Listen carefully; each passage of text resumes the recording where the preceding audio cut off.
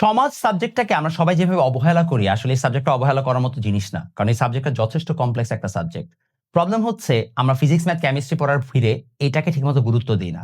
এই ভিডিওতে আমি তোমাকে ২ ধাপে এটার ব্যাখ্যা দিব। ১, যদি তুমি শেষ মুহূর্তে চলে আসো, তাহলে কিভাবে তুমি সমাজ পড়বা।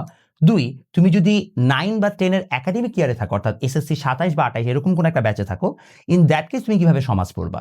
কারণ একটা বাচ্চা যার কিনা সময় আছে হাতে ১ মাসের মতো, আরেকটা বাচ্চা যার কিনা সময় আছে হাতে ১ বছরের মতো, তাদের দুজনের পড়ার স্টাইল এবং টেকনিক এবং অ্যাপ্রোচ অবশ্যই ডিফারেন্ট হবে সমাজের ক্ষেত্রে। চলো তোমাকে দেখাই কিভাবে সমাজটা অ্যাকচুয়ালি পড়তে হয়। সমাজ পড়ার আগে আমাকে জানতে হবে সমাজ বইয়ের মধ্যে কি কি আছে। সমাজ বইয়ের মধ্যে আছে ইতিহাস, এটা আসলে একটা মিক্স, ঠিক আছে? ইতিহাস, অর্থনীতি, আছে পৌরনীতি, ঠিক আছে? দেন আসে হচ্ছে যে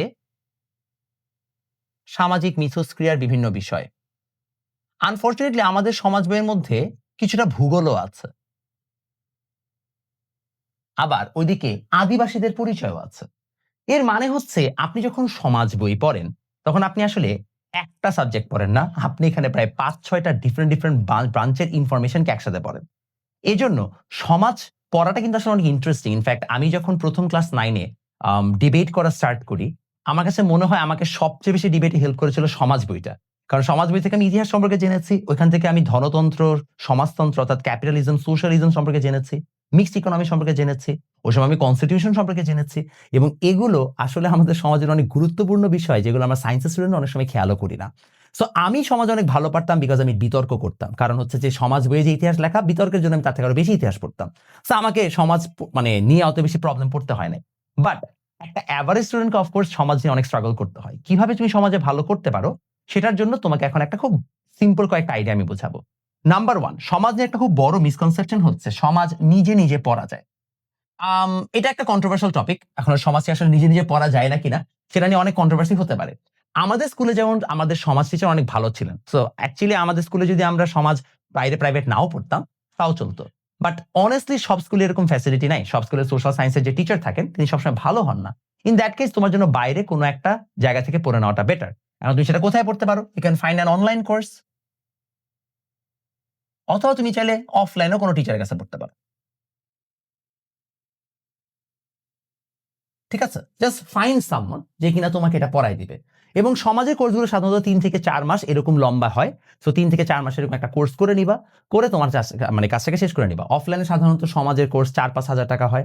অনলাইনে যেমন আমার নিজের একটা অনলাইনে আমাদের হচ্ছে যে প্ল্যাটফর্মে কোর্স আছে, তিমু নিয়েছে ওইটা। ওটার দাম যেমন মাত্র ৳৭৯৯ এবং এটা রেকর্ডেড কোর্স নিজের মতো করে আরামে শেষ করে নিবা। ও খুব টেনে সুন্দর মতো কম টাইমে পড়ায় দিছে। সো একেকজন একেক অ্যাপ্রোচ নিবে। যে অ্যাপ্রোচে নেন না কেন, ভালো মতো হচ্ছে আপনারা এখানে পড়তে পারেন। এটা গেল সমাজ নিয়ে আমাদের হচ্ছে যে ওভারঅল কিভাবে অ্যাপ্রোচ নিতে হবে, কিভাবে পড়তে হবে, সমাজে মানে কার কাছে পড়তে হবে। এখন আসেন পড়বো কিভাবে?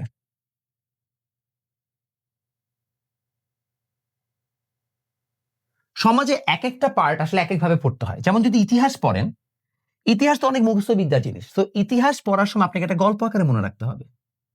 আপনি যদি সমাজের ইতিহাস মনে করেন, বাংলাদেশের মুক্তিযুদ্ধের ইতিহাস দেওয়া আছে আপনাদের বইয়ে। এখন মুক্তিযুদ্ধের ইতিহাসে তমুদ্দিন মজলিস কবে গঠিত হয়েছে, সর্বভাষা নাম কি? পরিষদ নাকি? ওই যে রাষ্ট্রভাষা সংগ্রাম পরিষদ, রাইট, কবে গঠিত হয়েছে? এই টাইপের ইনফরমেশন গুলো আপনি দেখবেন আপনাদের বইতে দেওয়া আছে। এখন আপনি ওই ইনফরমেশন গুলোকে যখন আপনি মুখস্থ করবেন, তো আপনি ঠাড়া মুখস্থ করতে গেলে আপনার ভালো লাগবে না। রাদার একটা স্টোরির মতো পড়তে হবে, একটা গল্পের মতো পড়তে হবে। আরো ভালো হয় একজন ভালো ইতিহাসবিদের কাছে, বা আপনার বাসায় যদি কেউ ভালো ইতিহাস জানে, কিংবা যে কোনো বড় ভাই যে কিনা এগুলো নিয়ে অনেক বেশি চর্চা করে, যে কোনো ডিবেটার বড় ভাইকেও চাইলে জিজ্ঞেস করতে পারেন। তার সাথে যে এটা নিয়ে আলোচনা করেন, দেখবেন এই আলোচনার মধ্যে আপনি অনেক ইনফরমেশন জেনে ফেলছেন। যেমন আমি কিন্তু আমার সমাজ বইয়ের মনে করেন যে অনেক ইনফরমেশন আমার সিনিয়র ডিবেটারদের কাছ থেকে বসে, বসে শুনছি।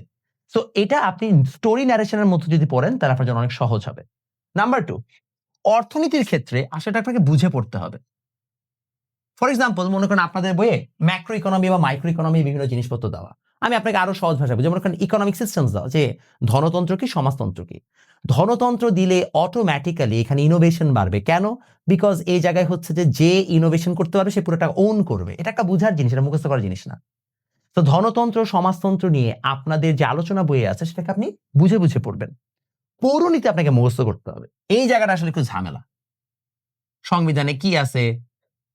আমাদের যে 3টা হচ্ছে যে অংশ, মানে কি বলে এটাকে, বিচার বিভাগ, শাসন বিভাগ, এগুলো আপনাকে মাথায় রাখতে হবে। সামাজিক মিথস্ক্রিয়ার পার্টটুকু এগেন এটা হচ্ছে বুঝে পড়ার জন্য বানায় বানায় লিখবো আসলে। সামাজিকতা, অমুক তুমুক, তাই না? তারপর হচ্ছে যে ধর্মীয় প্রতিষ্ঠান আমাদেরকে নৈতিক বানায়, এগুলো তো সবাই পারে। বেসিক কথাবার্তা ওগুলো লিখ। আর আমাদের আরেকটা পার্ট থাকবে ভূগোল। এইটা ভাই আসলে ম্যাপ এঁকে শিখতে হবে। এটা নিয়ে আমাদের অলরেডি চ্যাপ্টার 5 এর একটা খুব সুন্দর ক্লাস তিমু দিয়েছে। এটা তুমি চাইলে নিজে নিজেও পড়তে পারো। তোমাদের বাসায় বাবা-মা যারা আছে তারা যদি কেউ থাকে, মানে বাবা-মা যারা আছেন তারা যদি এরকম সমাজে এক্সপার্ট হন তাদের কাছে শিখতে পারো। অথবা একটা ভালো টিচারের কাছ থেকে পড়ে নিতে পারো। বাট সমাজ ঠিক মতো পড়তেই হবে। এটা গেল লং টার্মে কিভাবে পড়বেন। শর্ট টার্মের জন্য কি করবেন? শর্ট টার্মে সমাজ পড়ার ক্ষেত্রে আপনাকে জাস্ট মেইন বই ফোকাস করবেন আর অবজেক্টিভটা প্র্যাকটিস করবেন। সিকিউ আলাদা করে প্র্যাকটিস করার খুব একটা দরকার নাই। কেন এটা বলছি?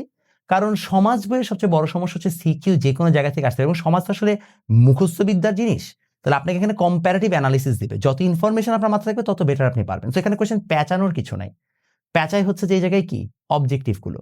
সো অবজেক্টিভ গুলো কি আসছে একটা চ্যাপ্টার রিডিং পড়ে বারবার অবজেক্টিভ গুলো প্র্যাকটিস করলে দেখা যাবে যেই অংশগুলো আপনার মাথায় খেয়াল করেন নাই, ক্লিক করেন নাই, যেগুলো থেকে কোশ্চেন আসতে পারে আপনি সেগুলোকে তখন ক্লিক করে বা সেগুলোকে তখন খেয়াল করে করে আপনি পড়ে ফেলতেছেন।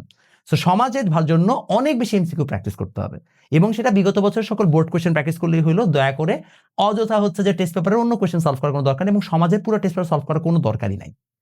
ঠিক আছে? আর যদি সময় থাকে জাস্ট হচ্ছে যে আপনি চাইলে বোর্ড কোয়েশ্চেন দেখতে পারেন। এটা হবে আপনাদের সমাজের প্রিপারেশন। সমাজে আপনি এভাবে প্রিপারেশন নিলে এবং সমাজে আসলে মার্কসটা ডিপেন্ড করে লেখার উপর আপনি কিভাবে লিখছেন।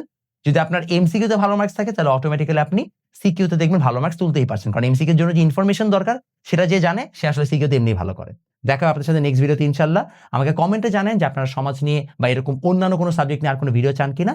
আর যারা আমাদের সমাজ কোর্সে ভর্তি হতে চান তারা চাইলে হচ্ছে যে সমাজে কিন্তু ভর্তি হতে আমাদের প্রতিজ্ঞা ওয়েবসাইট ভিজিট করতে পারেন।